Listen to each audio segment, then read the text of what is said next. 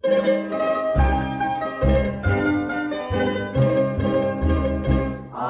dalagang Pilipinas, parang tala sa umaga.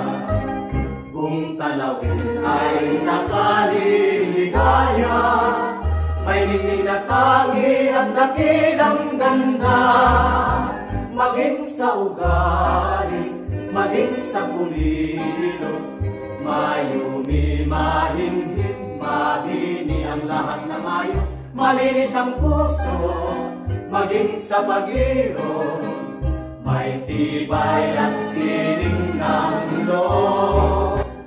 Bulaklak na tangi. Maaraw sa ating lahat. Ngayon ipapakita namin ang aming napiling industriya na aming pinamagatang pananamit, hibla ng lahing Filipino, na nangangahulugang ang pananamit ay hindi lamang damit, kundi ang hibla o ugat ng ating lahi bilang Pilipino. Ito ay tungkol sa sining, kultura, at pagkakakilanlan na nakikita sa ating mga kasuotan. So rito ang nakapagsuot na ng barong o terno. Ito ay bahagi ng ating hibla bilang isang Pilipino.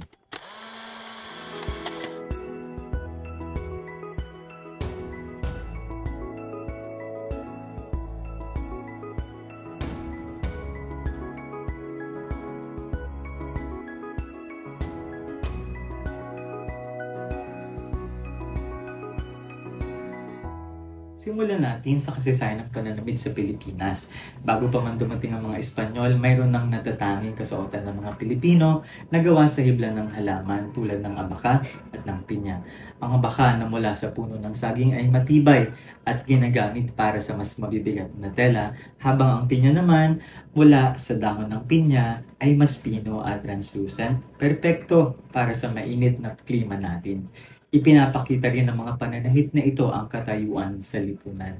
Halimbawa, ang mas komplikadong disenyo ay para sa mga pinuno. Pinapakita rin ito ang klima at rehiyon ng bawat pangkat etniko, tulad ng mas magaan na tela para sa tropikal na lugar. Sa paglipas ng panahon, pinagsama ng Pilipino ang tradisyonal at modernong estilo tulad ng paggamit ng pinya para sa kontemporaryong damit. Ito ay nagpapakita kung paano tayo umuunlad nang hindi nawawala ang ating ugat. At ito ang dahilan kung bakit mahalaga ang pagpreserba nito hanggang sa ngayon. Ngayon, tignan natin ang lokasyon at obserbasyon sa mga manggagawa at puno. Makikita ang paghahabi sa iba't ibang rehiyon tulad ng Ilocos para sa inabel na kilala sa mga geometric patterns na ginagamit sa kumot at kurtina. Mindanao para sa tinalak na hinahabi na tribong, tiboli, at mga disenyo na mula sa panaginip. At Aklan naman para sa pinya weaving kung saan ang hibla mula sa pinya ay ginagawang pinong tela. Kadalasan kababaihan ang nagsasagawa ng paghahabi bilang bahagi ng kanilang tradisyon na ipinapasa mula sa lola hanggang sa apo na nagpapakita ng matibay na ugnayan ng pamilya at ng komunidad. Kung saan ipinapakita nila ng live upang turuan ng publiko. Ito ay nagpapaalala sa atin na ang bawat hibla ay kwento ng ating mga ninuno at ang kanilang koneksyon sa kalikasan. Isipin nyo, ang isang maghahabi sa Mindanao, bawat pattern sa tinalak ay nagmula sa kanilang panaginip na ginagawang buhay ang kanilang kultura sa bawat hibla. Di ba't kamangha-mangha? Dumako naman tayo sa proseso ng pagsasagawa. Paano nga ba'y sinasagawa ang paghahabi? Sundin natin ang mga hakbang ng detalyado. Una, pagkuha at pagpapatuyo ng hibla mula sa halaman tulad ng abaka o pinya. Ito ay nangangailangan ng maingat na paghahanda upang hindi masira ang kalidad at madalas na ginagawa sa bukid kung saan sariwa ang materyales. Pangalawa, pag-ikot ng sinulid gamit ang tradisyonal na gilingan. Nabara bang pag-ikot ng gulong upang maging matibay ang thread?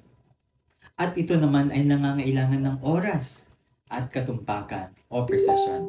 Pangatlo, pagtatali at paglalagay ng disenyo gamit ang ikat technique, kung saan ang mga hibla ay tinatali bago kulayan upang lumabas ang pattern na nagpapakita ng artistikong aspeto ng paghahabi. At pang-apat, paghahabi sa habihan hanggang sa mabuo ang tela na maaaring tumagal ng araw o linggo depende sa laki o disenyo. Ang buong prosesong ito ay hindi lamang teknikal kundi emosyonal din sapagkat bawat hakbang ay naglalaman ng kwento at dedikasyon ng mga habi. Subukan ng maghabi. Mahirap yan. At yan ang dahilan kung bakit espesyal ang ating mga tela. Upang mas maunawaan ang craft na ito, alamin natin ang mga terminong Pilipino na ginagamit sa industriya ng paghahabi. Una, ang hibla. Ito ang sinulid o fiber na ginagamit sa paghahabi tulad ng mula sa abaka na matibay at natural. Pangalawa, ang habi. Ang proseso mismo ng paggawa ng tela nangangailangan ng pasensya at kasanayan. Pangatlo, banig. Ang hinabing mat mula sa pandan o tikog na karaniwang ginagamit sa sahig o bilang dekorasyon sa bahay na nagpapakita ng practicality ng ating kultura. Pang-apat, tela. Ang pinagtagpi-tagping hibla na nagiging tapos na produkto tulad ng damit o kurtina. At panghuli naman, sinulid. Ang pinupulupot na hibla mula sa halaman o sutla na siyang batayan ng lahat. Ang mga salitang ito ay hindi lamang termino. Sila ay bahagi ng ating wika na naglalahad ng yaman ng ating tradisyon sa paghahabi. Gamitin natin ito upang pahalagahan ang ating sariling kultura. Ano na nga ba ang kasalukuyang kalagayan ng industriya ng pananahi sa ating bansa? Ang pananahi ay hindi lamang hanap buhay, ito'y isang sining na nag-uugat sa ating kasaysayan. Sa kabila ng modernisasyon, patuloy itong isinasabuhay ng mga artisan at disenyador sa pamamagitan ng mga likhang barong, gown at aksesorya. Gayunpaman, nahaharap ito sa hamon ng kakulangan ng kabataang nais magmana ng kasanayan na maaaring magdulot ng pagkalimot sa mga tradisyonal na disenyo. Naririto ang mga suliraning kinakaharap ng industriya.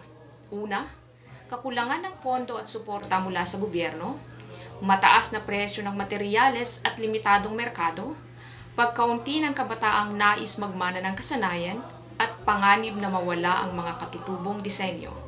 Gayunpaman, sa likod ng mga hamon na kinakaharap ng industriya, naririto rin ang mga magagandang dulot nito. Pagbibigay ng kabuhayan sa mga artisan at komunidad, pagpapalatili ng kulturang Pilipino at pagkakakilanlan, at pagpapalaganap ng pagmamahal sa sariling atin sa pamamagitan ng sining. Hibla, the thread of stories. Hibla is a social enterprise. We're currently helping 11 weaving communities in the Philippines, and we also have a community of mananahe dito sa Quezon City. It's an ongoing process into helping them realize their own potential, helping them upskill para mag-upskill din yung buhay nila. Minsan parang nami-meet ko sila na mura yung benta nila sa weaves nila. Pagdating sa market, bakit siya mahal? It isn't just because yards yung sa kanila, pagdating sa market ay gawa na siyang damit. It's not about that. It's really them. They don't realize how important and valuable their products are. Hibla's products are uniquely Filipino because it represents who we are. It represents the beauty, the intricate details of the craftsmanship of the communities that we work with. Our inspiration is to really respect what the fabric is made for. Well-researched po ang aming mga products. It isn't just made for the sake of making it. I don't believe Filipinos don't appreciate weaves. We just need to put it forward for them to know how to appreciate it properly. Habi ng pagkakaisa, pananahi para sa kinabukasan. Ang pananahi ay likhang sining na nag-uugat sa kasaysayan ng mga Pilipino. Ang industriya ng pananahi ay nagiging sustainable sa paggamit ng likas at organikong materyales tulad ng abaka, cotton at pinya. Sa tulong ng pagsasanay sa mga kabataan at kooperasyon ng pamahalaan, paaralan at komunidad na ipapasa ang kasanayan at kultura. Ang baro at saya ay higit pa sa kasuotan. Ito'y simbolo ng ating pagkakakilanlan. Mapapanatili ito sa pamamagitan ng pagsusuot sa mga mahalagang okasyon, pagtuturo ng kahalagaan nito sa mga kabataan, at pagsuporta sa lokal na mananahi at disenyador upang mapanatiling buhay at kinikilala ang kasuotang Pilipino bilang bahagi ng ating kultura.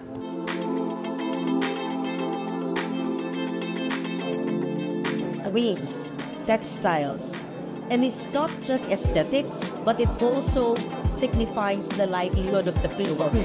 It signifies the farmers, the plants, the trees, the weeds that grow in the mountains, the hibla nga ng lahing Filipino, which is still poetry. Poetry of our fabric and our textiles and every fiber that binds us as a nation.